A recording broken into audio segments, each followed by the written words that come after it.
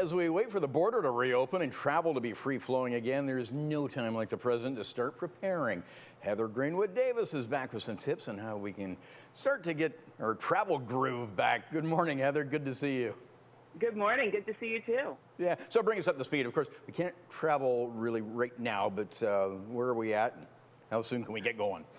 Well, hopefully really soon. So we're starting to see a lot more conversation around border crossing rules, which is good. That's starting to shift. Quarantine rules are relaxing for Canadians who are fully vaccinated, and we're beginning to see flights get reinstituted. So I think we are quite close, and it's all going to be good news for Canadians who have now, most of us, not traveled properly for almost a year or over a year. Yeah, so we got to think about preparing again, and that's why we brought you on this morning. Yeah. So, first of all, I used to travel all the time, but now there are a lot of decisions that need to be made before we can actually get on that flight. And, getting ahead of the planning, making sure that we have actually given some thought to where we're going to be staying, what the hotel policies are, what the refund policies are, and finding some creative ways to help offset the cost. That all needs to be taken into account now. There are a ton of great offers out there. We want to make sure that we're actually getting what we need. And we need to prepare mentally as well. It's different for everyone. Yeah, I think that's actually probably the hardest part right now, right? How do you actually feel about getting on a plane or being in an airport or staying in a hotel?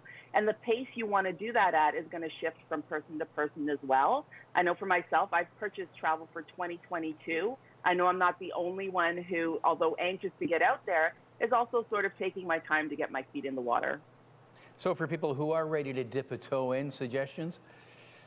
Yeah, for sure. So first of all, make sure you're thinking about the costs involved, right?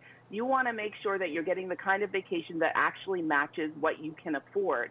And for so many of us, the money we've spent over the last little while, things that have gone to grocery delivery, to unexpected household expenses, suddenly we're trying to think about, well, how do we afford a trip, the trip we really want? So one way to do that, and I think people have sort of forgotten over the last year, is your reward points, right? Credit cards like Amex are going to help you make sure that you are able to take these trips without taxing your wallet too much. Amex in particular has some pretty rich welcome bonuses that you can get right now. A lot of the cards offer up to 150,000 welcome bonus points. That's going to get you to a whole host of places. And as well, you're also looking at cards like that offer you things like lounge access, priority boarding, airport valet, security lane bypass, hotel perks. I mean, when you think about it, the cost, it's been so long that we think about how much the ticket costs, but not necessarily all the great things that come along with that. Yes. So we want to get the most bang for our buck. Now, where should we go, Heather? And what's on your wait list? Okay, well, listen, Canadian cities need you more than ever. So if you can get to a Canadian city, it's going to really help our economy. The Caribbean is great. They've got a lot of options.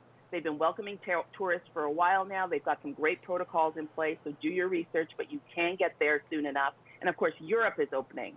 Myself, I cannot wait to go west. So as of this July, Malahat Skywalk on Vancouver Island is opening up.